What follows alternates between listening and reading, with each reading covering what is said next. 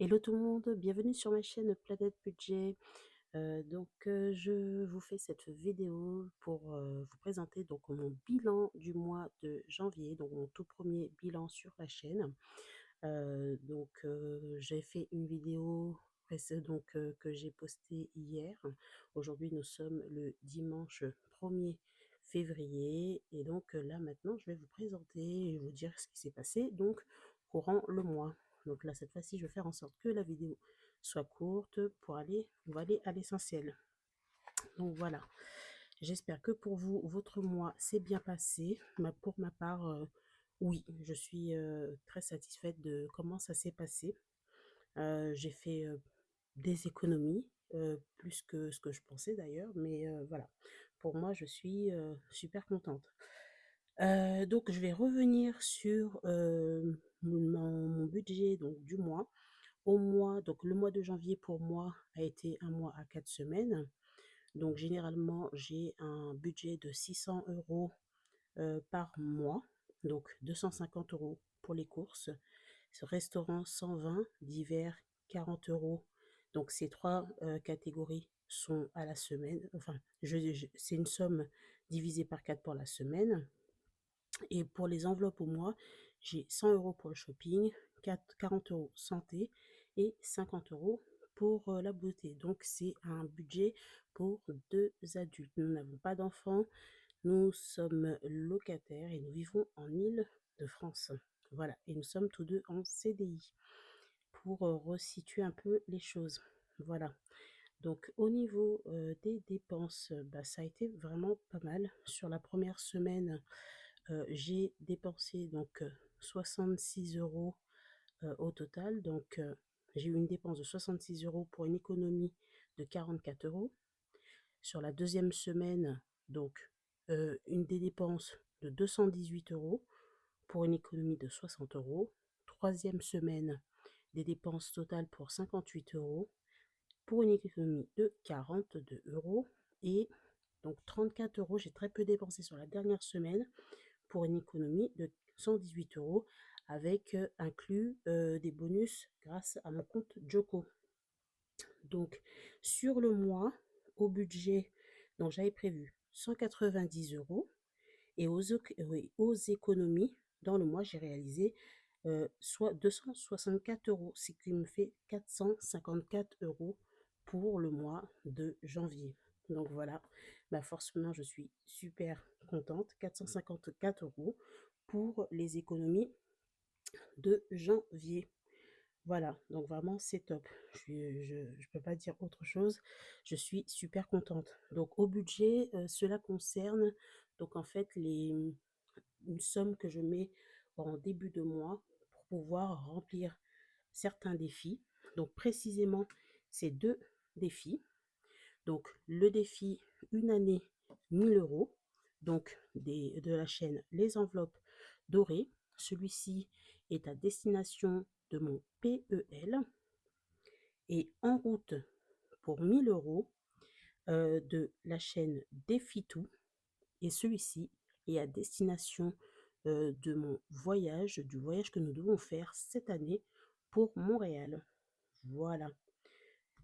Avec le reste, donc en fonction, comme je ne sais pas ce qu'on gratte ou pas, donc en faisant mes calculs, je sais que 190 euros, je peux les sortir. Donc ça me permet donc de remplir premièrement ces deux défis-là et ensuite de pouvoir mettre le reste dans les petits défis que je voudrais faire avancer puisque j'ai d'autres défis épargne. Voilà, voilà.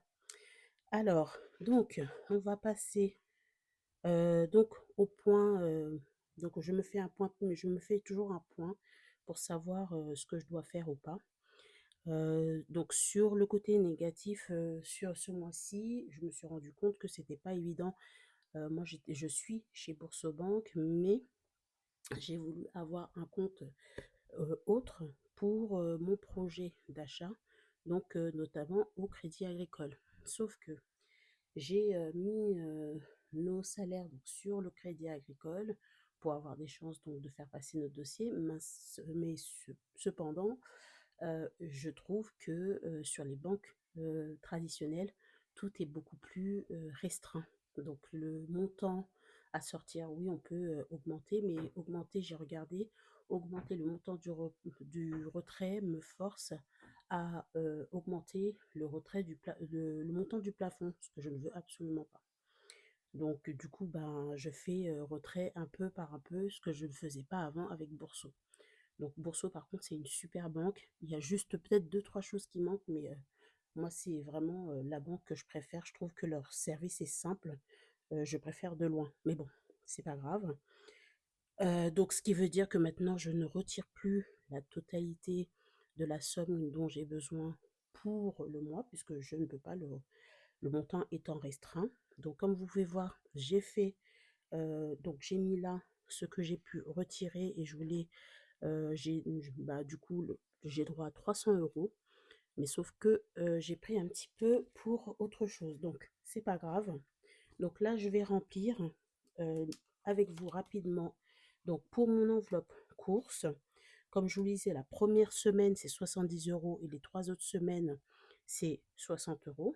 Sauf que là, j'ai décidé de laisser 30 € du fait que ce soit limité, 30 € en virtuel pour pouvoir faire mes courses et continuer d'utiliser mes applications en magasin et 40 € en espèces pour pouvoir faire mes autres courses, puisque je fais souvent mes courses au marché, essentiellement. Je passe à la boucherie, donc toutes ces choses-là, je paye en espèces. Pour resto, donc on se met resto et autres.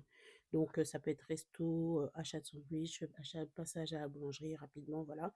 On a donc un budget de 30 € par semaine. Voilà. Donc je n'ai pas de monnaie, donc ce que je vais faire, c'est que je laisse comme ça.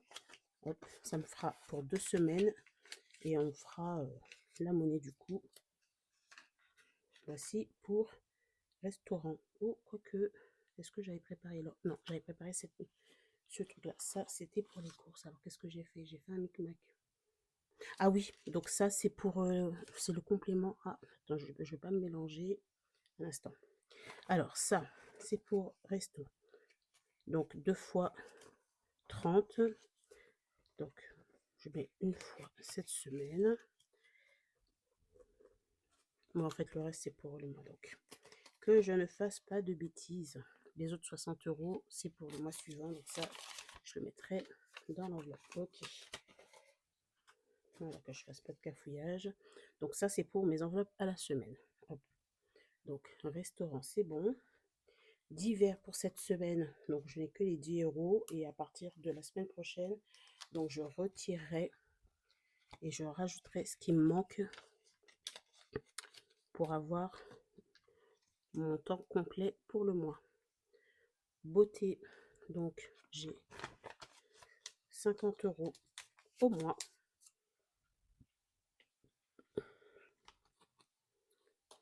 50 € au mois, hop. Voilà. Et pour le reste, les 40 €, c'est pour la santé. Et je mets dans l'enveloppe et c'est bon.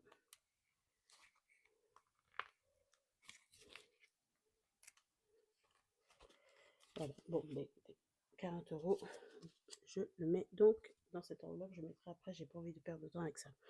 Ok, donc du coup, donc pour ce mois-ci aussi, j'ai remarqué que au niveau des tournages, c'était pas toujours évident. Donc là, il va falloir que je prenne le rythme, que je m'habitue, etc. Et par contre, bah, pour le point positif de ce mois-ci, c'est le cashback que j'ai pu retirer, donc de 40 € pour ajouter à mon budget. Et le fait de constater que le montant de mes enveloppes nous convient très bien. Et donc là, je n'ai aucun changement à faire pour le moment. Donc, mon objectif pour ce mois-ci, c'est de pouvoir bien mettre en place donc mon organisation et afin de pouvoir par la suite bien aussi établir les menus, puisque franchement, faire des menus, c'est ce qui permet vraiment de faire des économies sur le budget alimentation. Pour moi, en tout cas, c'est ce que je constate, et je trouve que c'est très bien de le faire comme ça. Voilà. Alors, on passe maintenant aux prévisions pour le mois de février. hop, au budget du mois de février. Donc là, à force de faire ces chiffres, on connaît par cœur. Donc pour les revenus, à nous deux, nous sommes à 2580. Donc autre, il n'y a rien. Donc le principe de la méthode, bien entendu, c'est à partir de revenus, de soustraire les charges fixes, ce que nous payons chaque mois, voilà, toujours les mensualités fixes, de réduire ce qui est charges variables, donc c'est toutes les charges que l'on paye mais qui n'ont pas forcément le même montant ou qui ne sont pas débitées régulièrement. Par exemple, pour nous, EDF c'est chaque 2 mois et Veolia chaque 3 mois. Voilà. On soustrait également donc les dettes crédit si on en a. On retire donc les épargnes pour ceux qui peuvent épargner. Donc moi j'ai des épargnes fixes. Donc quand je dis donc tout ce qui est épargne fixe pour moi c'est tous les prélèvements qui partent chaque mois sur les livrets A, LEP, LDD, PEL, LEP, peu importe les livrets que vous avez. J'ai des défis, j'ai donc des épargnes variables, donc les défis au budget. Donc ce sont les deux défis que je vous ai montrés où là je prévois une somme chaque mois. Donc c'est pour ça que je le comptabilise pour bien l'inclure dans mon budget et que je ne les oublie pas. J'ai des assurances, donc assurance vie, assurance responsabilité civile. Et donc ensuite, je mettrai les montants qui me restent.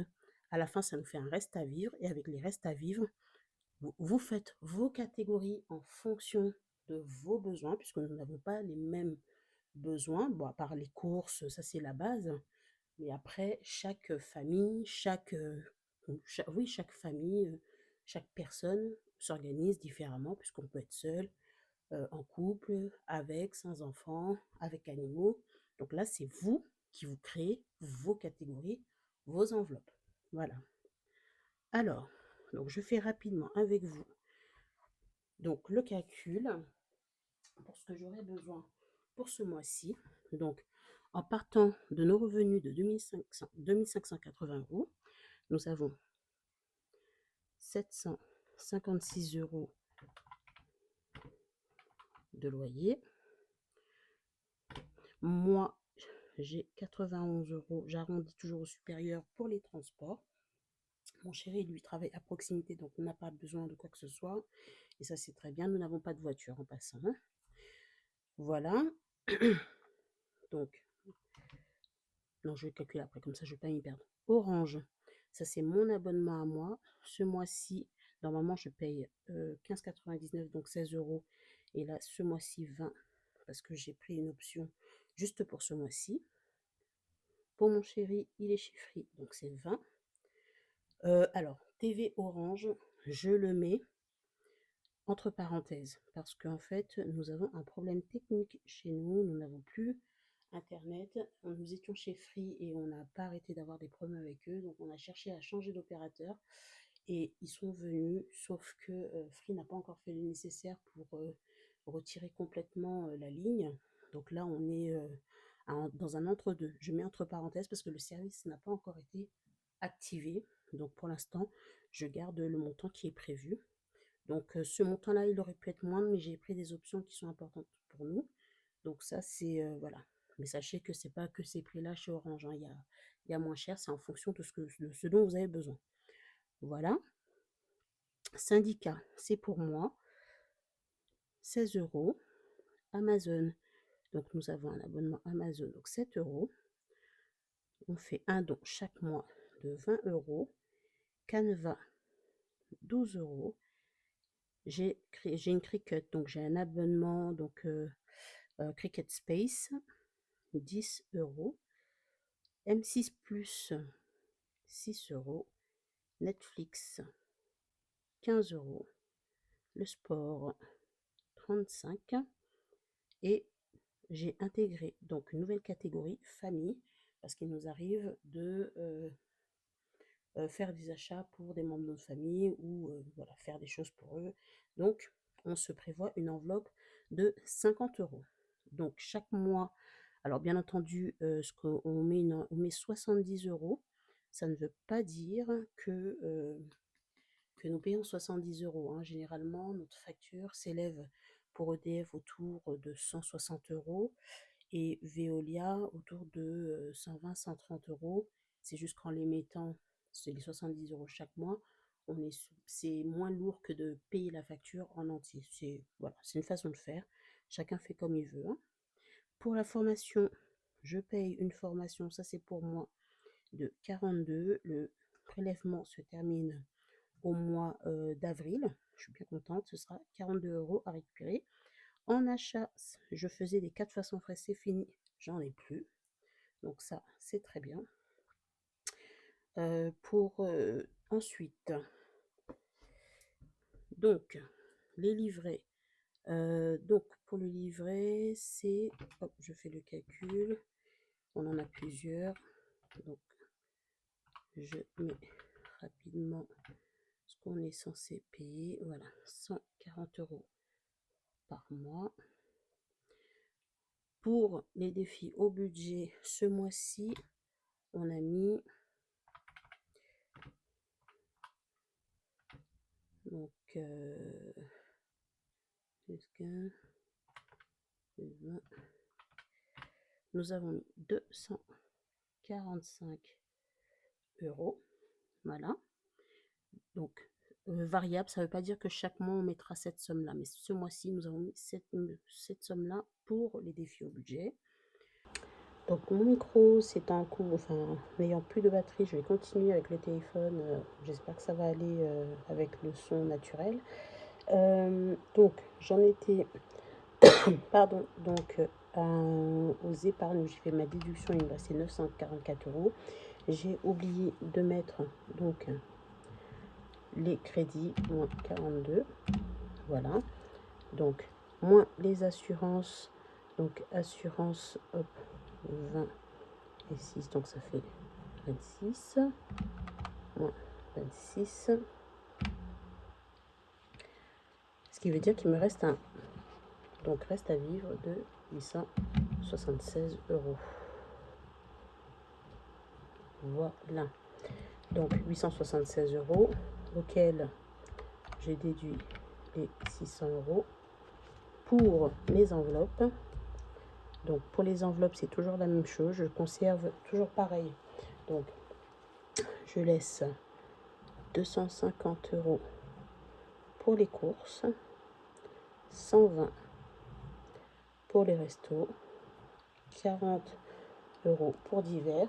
Donc chaque semaine, 70 € pour la semaine, la première semaine, 60 € pour les 3 dernières, resto 30 par semaine, divers 10 par semaine.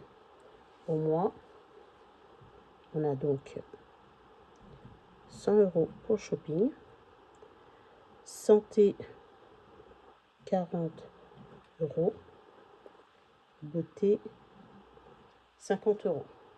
Voilà donc ce qui est prévu pour le mois.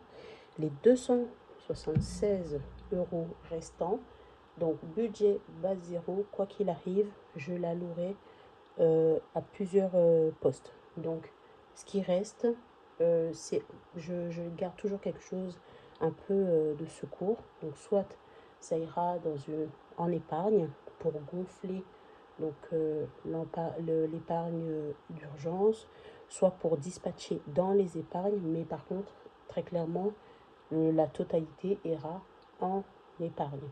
Si par exemple aussi j'ai une urgence, enfin, une urgence, non. Je pense, en fait, pourquoi je parle d'urgence, c'est que actuellement, vu que je dépense pas mal pour moi en santé, j'avais dépassé le mois dernier l'enveloppe des 40 €. Donc au pire des cas, ça ne dépasse pas de beaucoup. Je piocherai un petit peu dans les 276, mais le reste ira bien en épargne. Voilà. Donc là, je pense avoir fait le tour du bilan pour le mois qui a été pour moi positive, hein. Donc à part le fait de devoir changer mes habitudes de retrait et autres, voilà, là j'ai tout mis, j'ai déjà préparé donc pour le mois prochain, donc je ferai un point avec vous. je vous dirai comment ça se passe, etc. Donc j'ai le menu en tête, je ne l'ai pas encore retranscrit, mais j'ai mon menu en tête. Et comme je vous l'ai dit, je ne vais pas toujours les intégrer dans ces vidéos-là, mais je réfléchis à une façon de faire pour que cette semaine, je vous montre ce que j'ai acheté en course et ce qui a été fait. Pour le batch cooking, je suis en train de réfléchir. Je veux garder le principe, c'est-à-dire de préparer à la semaine. Ou c'est peut-être pas ça le batch cooking. Je crois que le principe, c'est de tout préparer d'un coup. Je pense que je ne le ferai pas parce que d'un repas à l'autre, c'est pas toujours top, ça n'a pas toujours de la saveur. Voilà, surtout que je prépare mes légumes, je prépare mes choses. Donc je trouve que quand ça reste plusieurs jours au frigo, c'est pas top. Donc en tous les cas, je vous ferai suivre, je vous ferai un point sur mes courses et sur le menu que j'ai choisi pour la semaine. Et en même temps, comme ça vous permettra de voir comment je m'organise. Je réfléchis toujours, c'est en cours de réflexion. Ce qui m'intéresse déjà dans un premier temps, c'est d'arriver à faire correctement et de vous transmettre les bonnes informations. Donc voilà, ça demande très clairement un peu de discipline, hein, de pouvoir gérer son budget au moins, mais vous voyez, quand vraiment tout est bien établi, bien clair, et qu'on sait où est-ce que va notre argent, comment on le répartit, quels sont nos besoins, parce que je pense que c'est par là qu'il faut commencer, bah, sincèrement, ça aide énormément. Là, par exemple, vraiment, je, je sais exactement ce dont j'ai besoin. Le budget, maintenant, je le connais quasiment par cœur à deux, trois choses près. Donc ça me permet aussi de pouvoir réguler quand j'ai besoin. Voilà, donc je suis super contente quand je vois que juste sur les économies des courses, j'ai fait des économies de 264 euros et que j'arrive maintenant à mettre une somme qui part dans les défis au budget. C'est pas. Alors, je mets quand même une parenthèse. Le fait de mettre de l'argent dans des défis au budget, oui, il y a une partie ludique effectivement, mais c'est pas juste la partie ludique, c'est aussi de vraiment pouvoir visualiser où va l'argent et pour quel poste. Là, rien que de savoir que mes objectifs précisément, c'est de gonfler mon PEL et mettre de l'argent de côté pour mon voyage, moi, ça me booste, ça me stimule, ça me permet d'avoir un vrai suivi de comment part mon argent, où va mon argent et de ne pas me retrouver, euh, enfin, de ne pas me retrouver à dépenser de l'argent sans savoir où, quand, comment. C'était le problème que j'avais et c'est ça que je voulais vraiment absolument maîtriser. Donc là, vraiment, c'est juste vraiment bien. Vraiment, je trouve que cette méthode, elle a quelque chose de particulier. Maintenant, surtout, ne pas faire l'erreur de vouloir copier sur les uns, sur les autres. Je regarde par exemple d'autres vidéos pour m'inspirer, mais je ne veux pas. Je suis sortie maintenant de cet état d'esprit où je ne veux pas copier une autre personne parce que mon budget n'est pas le budget d'un autre. Notre façon de vivre n'est pas la façon de vivre d'une autre personne. Et puis nous n'habitons pas aussi au même endroit. Donc les prix ne sont pas forcément les mêmes. Peut-être les salaires ne sont pas les mêmes. Enfin, il y a tellement de choses qui diffèrent, tellement de critères qui sont différents d'un pardon, d'un foyer à l'autre qu'il faut absolument l'intégrer. Donc, si vous faites la méthode des enveloppes, ne vous dites pas je fais des défis, je ne fais pas des défis. Concentrez-vous vraiment sur les sous. Qu'est-ce qui rentre? Qu'est-ce qui sort? Où est-ce que ça doit aller? Quels sont mes besoins? Et ça, c'est l'essentiel. Dès lors que vous arrivez à faire ça, ça vous permettra, vous, ensuite, de choisir ce qui vous convient. Donc, est-ce que vous mettez directement votre argent sur un livret d'épargne, voilà, sur une épargne en banque? Est-ce que vous choisissez de faire de faire des défis? C'est pas un gros mot, on peut faire des défis. Est-ce qu'il vous faut cet aspect ludique-là parce que vous, sinon, vous êtes perdu? Chacun fait comme ça lui chante et comme ça, en fait, comme ça lui plaît dans le sens où ça aide à faire des économies parce que, in fine, ce qu'il faut, c'est, alors, je parle beaucoup d'économie également, mais déjà, premièrement, c'est si on est endetté, de pouvoir voir comment on peut réduire la dette. Si on n'a pas de dette, mais qu'on a de petits revenus, c'est de voir comment on est capable de tout faire rentrer dans le budget. Et quand on peut épargner, comment on peut épargner. Moi, pour moi, il y a quelque chose que je me suis dit, même si je devais épargner 2 euros chaque semaine, ce serait 2 euros. Donc vraiment, les défis avec les petits montants m'ont prouvé qu'il n'y avait pas besoin de faire des défis avec des gros montants. C'est très bien parce que ça, par contre, pour certains objectifs, ça permet vraiment de les atteindre avec un temps qui est raisonnable. Mais par contre, quand on n'a pas beaucoup de revenus, moi je l'ai fait, quand j'ai commencé, je n'avais pas la possibilité de faire même le défi 1000 euros. Faire, moi j'ai fait les premiers défis, pièce d'1 euro, pièce de 2 euros, et défi 5 euros. Et ça m'a beaucoup aidé. Ça m'a beaucoup aidé. L'année dernière, moi, avec juste les 5 euros, le défi 5 euros, j'ai fait près de 300 euros. Donc, je suis super contente. Même voire plus. Mais voilà. Donc, c'est là le point et c'est ça le plus important finalement. Donc, voilà, j'espère que ma vidéo vous aura plu. Ma prochaine vidéo. Ah oui, il faut que je détermine un jour précis où je fais mes vidéos. Donc, je pense que j'hésite entre le vendredi et le samedi. Donc voilà, j'aimerais pas faire le dimanche. Donc soit vendredi, soit samedi, je le mettrai de façon à faire des vidéos régulières et fixes. Ça m'aiderait beaucoup plus. Donc voilà, écoutez, bah, je vous souhaite un bon week-end, un bon dimanche plutôt, puisqu'on y est. Et je vous souhaite une excellente semaine. Et je vous souhaite plein d'économies.